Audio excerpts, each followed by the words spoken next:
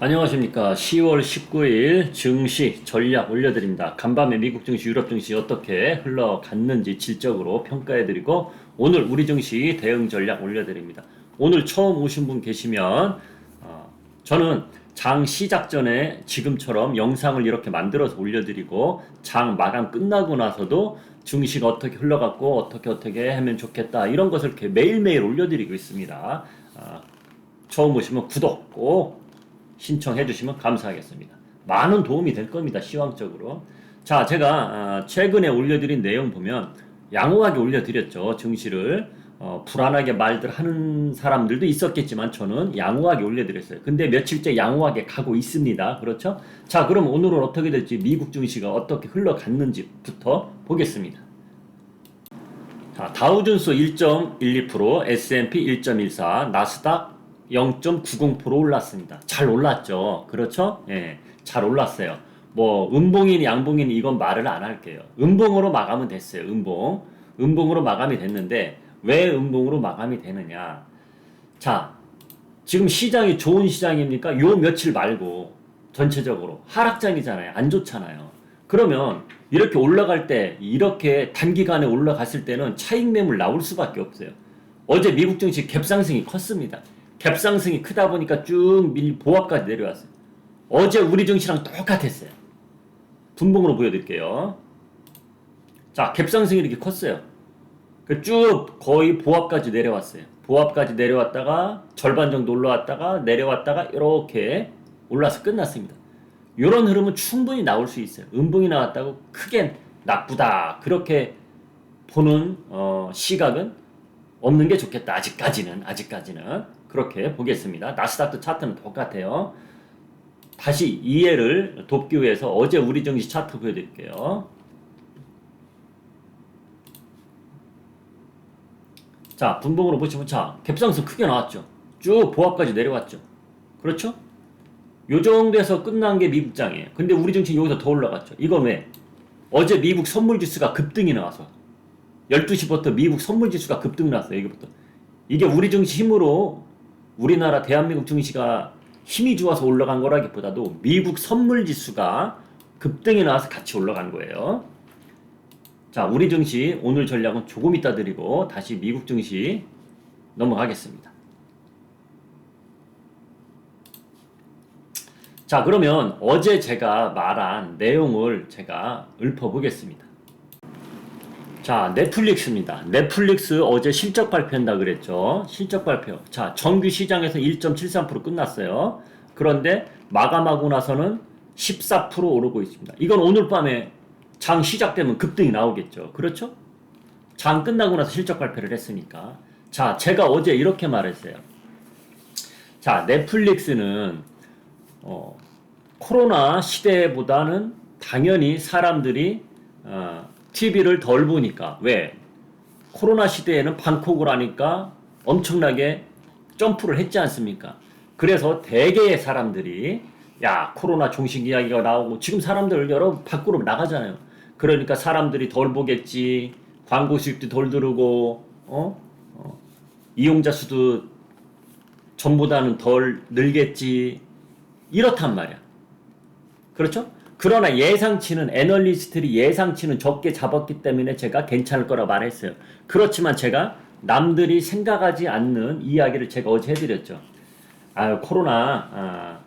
코로나 종식 이야기 나올 때 사람들이 잠깐 동안 흥분해서 밖으로 나가지만은 요즘 경기도 안 좋고 내 마음이 안 좋아. 요즘 불경기 집에 가서 TV나 보자. 이렇게 어제 제가 말을 했단 말이에요. 그게 적중이 됐어요. 그게. 오늘 아침에 뭐 증권 뉴스를 보시는 분들은 아시겠지만 미국 특파원이 이런 말을 했습니다. 넷플릭스 회사에서도 이렇게 나올 줄은 몰랐다. 이렇게 실적이 좋게 나올 줄은 회사에서도 몰랐다는 거예요. 그게 뭐냐? 아시아에서 나온 거예요. 매출이 아시아에서 나왔다며. 아시아에서. 그 중에 비중이 크게 차지한 거가 우영우 있죠. 우영우. 무슨 변호사입니까? 우영우. 그거가 기여도가 3위예요. 기여도가 3위. 그래서 제가 가끔씩 이런 말을 하죠. 자, 우리 부모님들은 자식들한테 공부해라 말할 때 자기 입장에서만 말을 하죠. 부모 입장에서만. 자기가 인생을 살아왔으니까 아니까. 그런데 자식은 인생을 아직 살아가는 나날이 아직 많이 남았기 때문에 몰라요. 그래서 이해가 가도록 이야기를 조리 있게 해야 된단 말이야. 야, 그냥 무조건 공부해. 이러면 안 된단 말이야. 이게 제가 갑자기 넷플릭스 얘기에 대해 이 얘기를 왜 했냐. 통합적 사고방식을 가지고 이야기하지 않아서 그런 거예요. 응? 제가 가끔씩 얘기하죠. 통합적 사고방식으로 저는 알고리즘을 만들어서 말을 한다. 그래서 어제 넷플릭스도 제가 통합적 사고방식으로 말한 거예요. 자, 넷플릭스 회사가 어느 나라 겁니까? 미국 나라 거예요. 근데 미국인데 그 자국에서도 우리 실적이 이렇게 좋을지 몰랐다. 예상을 전혀 못했다는 거예요. 그러나 저는 예상을 했잖아요. 어제 말을 했잖아요. 실적 발표하기 전에. 사람들이 잠깐 밖으로 나갔지만 에휴 그냥 집에 방콕 가는 게 더 좋겠다. 이렇게 간다고. 그게 우리나라에서 나왔다는 거예요. 우리나라에서 나왔다는 거예요. 광고 수익이 많이 나왔다는 겁니다. 우영우 때문에. 그게 적중이 된 거예요. 그래서 넷플릭스를 떠나서 전체적인 시장도 통합적 사고방식으로 보셔야 돼요. 예를 들어서 전문가들은 자기가 전문가니까 전문가 입장에서만 본단 말이야. 투자자 입장에서도 봐야 돼요. 투자자 입장. 제가 어제 그래서 은행나무에 은행이 열려야 된다 이런 얘기 했죠. 그게 투자자 입장에서 보는 거거든요. 세력은 그걸 가지고 놀아요. 자, 전문가와 세력은 틀린 겁니다. 저는 전문가 마인드도 가지고 있고 세력 마인드도 가지고 있어요. 통합적 사고방식을 가지고 있다고. 그래서 제가 말하는 시황들이 잘 맞아 떨어지는 겁니다. 그걸 잘 알고 가셔야 돼요. 그걸 배우셔야 됩니다. 자, 넷플릭스는 그렇게 갖고 실적을 한번 볼게요. 제가 실적을 보여드릴게요. 제가 지금까지 말한 거를 제가 증거자료 보여드리겠습니다. 자, 여기를 보세요. 이게 오늘 좀 전에 발표한 겁니다. 자, 7.93. 전분기는 2분기는 7.97. 3분기는 전분기보다는 약간 적게 나왔죠. 매출은. 그쵸? 근데 이거 보세요. 주당 순이익. 예상치가 이거예요. 2.18. 예상치가 이건데 1이나 더 올랐어. 1이나. 3.1이 나와 그래. 3.1. 전분기에도 3.2인데 더 올랐어. 비슷해요. 비슷하게 나왔어. 이런 거를 본사에서도 예측을 못했다는 거예요. 본사에서도 예측을 못했다는 겁니다.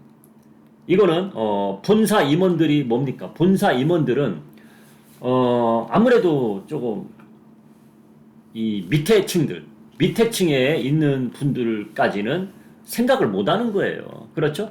야, 코로나 때 사람들이 방콕에다가 이제 밖으로 나가는데 뭘 그때보다는 덜 나오겠지. 그렇게 생각하는 거예요. 그러나 밑에 사람 입장에서 생각해 보라고. 아유, 주머니 돈도 없고 지금 집값도 오르고요. 대출 받아서 한 이자 내기도 힘들고 집에 방콕 갈 수밖에 없는 거예요.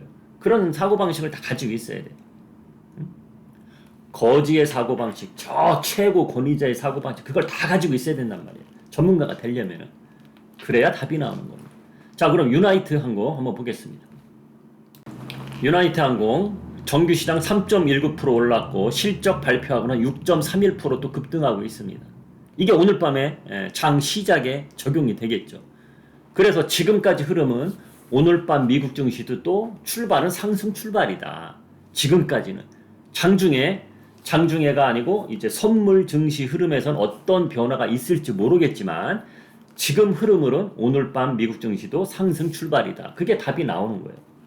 유나이티드 항공 실적 좋게 나왔습니다. 실적 좋게 나왔습니다. 자, 그러면 우리나라 시장으로 가보겠습니다. 그럼 우리나라 시장은 오늘 어떻게 될 것 같느냐. 자, 미국 증시가 상승으로 끝났기 때문에 우리 증시도 상승 출발하겠죠. 상승 출발하는데 갭상승이 또 얼마나 크게 나오냐. 어젯밤처럼 미국 정처럼 갭상승이 또 크게 나오면 음봉으로 나올 확률이 많습니다. 오늘은. 어제는 음봉으로 나왔다가 자, 어제 음봉으로 그냥 세게 나왔어요. 세게 나왔습니다. 그러다가 이렇게 올라갔어요. 제가 어제 갭상승 끄면 음봉 나올 확률이 크다 그랬죠. 여기까지 다 맞아 떨어졌는데 급등이 나온 거는 우리 증시 힘 때문에 올라간 게 아니라 그랬죠. 왜?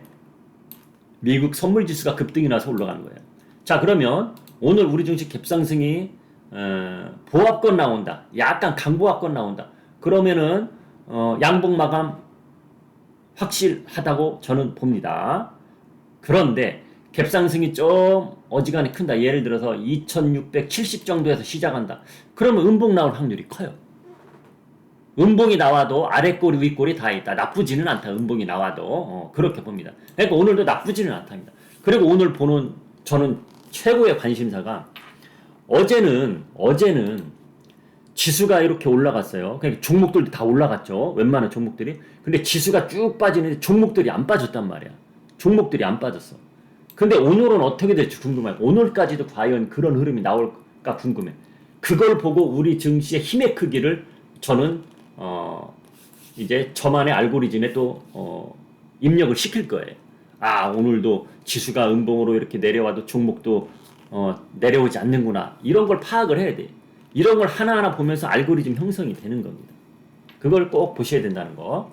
그리고 종목을 힌트 드리자면 오늘 그래서 자, 얼마 전에 제가 이야기했던 종목이에요. 호텔신라 같은 걸 다시 보자. 유나이트 항공이 좋았죠. 저는 항공주는 안 보겠습니다. 항공주는 안 보고 호텔신라로 오겠습니다. 자, 여기서 응집한 거 보세요. 응집. 엄청나게 응집한 거예요. 이거는 올랐다 내렸다면서 더 내려가지도 않고 응집한 거예요. 요런 종목은 요렇게 응집한 것들은 언젠가는 장대 양봉이 한 번 나와. 그때 딱 팔고 나오면 돼요. 그게 언젠지는 모르겠지만 조만간 나올 것 같아요. 호텔신라. 요런 거 보라고. 오늘 호텔신라 한 종목만 이야기 해드릴게요. 한 종목만. 말 나온 김에 이 종목은 뭐 매수 힌트는 아니고 흐름이었던가 보는 거예요. 좀 빠졌네. 그럼 GKL도 빠졌겠죠. 똑같아요. 차트는. 얘도 응집하고 있네. 응집하고 있네. 파라다이스도 그렇고. 응집하고 있어요. GKL이 응집을 더 많이 했어요. 파라다이스보다는. 이렇게 흘러가고 있습니다. 자, 저는 어젯밤에 어떤 일을 생각했냐면 최근 몇 달 동안 저는 마음을 비웠어요. 마음을 비웠어. 제가 이랬죠. 저는 주식 투자에 물려있는 종목은 지금 저는 2022년도에 현금이 30% 있었어요. 현금이 30% 있었고 물려있는 종목 마음을 비우고 그냥 놔뒀습니다. 제가 말했죠. 저도 물려있는 종목 38% 30% 정도 물려있다고. 지금 웬만한 사람 다 반토막 났을 거예요. 근데 저는 아무래도 직업 이거다 보니까 관리를 뺐다 넣었다 잘 하다 보니까 30%대밖에 손실이 안 돼요. 지금 물려있는 종목들이. 근데 그걸 제가 한 달여 전에 7월 달이죠. 7월 달에 반등이 크게 나왔었잖아요. 그때 신규 종목을 매수하느냐고 제가 손절을 했단 말이에요. 자, 현금이 있어도 물려있는 종목을 사면 안 된다 그랬죠. 물려있는 사봤자 평균 단가 낮아지는 것밖에 더 됩니까? 그렇죠? 그래서 지금 물려있는 종목 말고 신규 종목을 사서 먹고 나와야 된다. 그래서 7월부터 먹고 나오고 있어요. 그러니까 현금 30% 있었지, 손절 30% 해버렸지, 그래갖고 거의 현금 50%로 치고받고 트레이딩을 하면서 수익을 지금 냈고, 제가 ETF방 만들어놨죠. ETF방에서도 최근 한 달 동안 15% 수익을 낸 거 보여드렸잖아요. 그렇게 하면서 선물 파생해서 하면서 지금 손실난 걸 거의 다 복구를 해가고 있어요. 저는 이 돈을 다시 주식으로 들어갈 겁니다. 주식으로 들어가는데 어떤 식으로 들어갈 거냐? 한 방에 훅 들어가지 않을 거예요. 한 방에 훅 들어가지 않고 제가 지금 말하는 게 좀 중요한 이야기인데 잘 들어보세요. 말을 좀 빨리빨리 하는 거는 시간이 지금 없어요. 8시 3분이기 때문에 한 방에 훅 들어가지 않아요. 절대. 지금 상승 패턴으로 바뀐 건 아닙니다. 일시적으로 올라가는 것 뿐이에요. 자, 일시적으로 올라가는 거 우리가 누려야겠죠. 어디까지 올라갈지는 봐야 알겠지만 중간중간 점검하면서 수익을 극대화해야겠죠. 이 기간 동안. 자, 그러면서 저는 낙폭 과대, 숫자가 나오는 종목, 저 PER, 성장주엔 절대 안 들어갑니다. 하락장에는 성장주에 들어가는 게 아닙니다. 성장주가 뭡니까? 바이오 그런 주들, 숫자가 안 나오는 주들. 그러니까 PER이 엄청 높고 기대감에 올라가는 주들. 기대감에 올라가는 성장주는 증시 흐름이 좋을 때 들어가는 거예요. 지금은 증시 흐름이 안 좋을 때잖아. 오늘 간밤에도 미국 증권사, 은행사, CEO들이 말하잖아요. 미국 경기 침체 100% 온다. 또 이틀 동안 연속으로 말 나오고 있잖아요. 그렇기 때문에 저는 이런 말이 나올 때가 준비를 할 때예요. 그러니까 지금 시간이 안 돼서 더 디테일한 말은 못하지만 제가 오늘 마감 시간에 그 디테일하게 말해드릴게요. 아니 경기 침체 100%라는데 들어갑니까? 왜? 저는 이런 말 나올 때 들어가는 거예요. 그렇다 훅 들어간다고 안 했잖아요. 저 10종목을 딱 찍을 겁니다.